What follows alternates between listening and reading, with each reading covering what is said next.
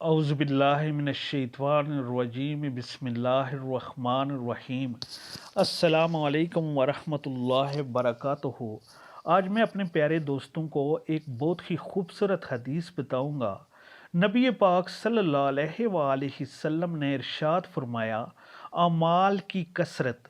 حضرت مغیرہ بن شعبہ رضی اللہ تعالیٰ عنہ فرماتے ہیں کہ نبی کریم صلی اللہ علیہ وآلہ وسلم نے اس طرح نماز پڑھی کہ آپ صلی اللہ علیہ وآلہ وسلم کے پاؤں مبارک سوج گئے، تو آپ صلی اللہ علیہ وآلہ وسلم سے عرض کیا گیا، آپ ایسی مشقت کیوں برداشت کرتے ہیں، حالانکہ اللہ نے آپ کے اگلے اور پچھلے گناہ معاف کر دیے ہیں؟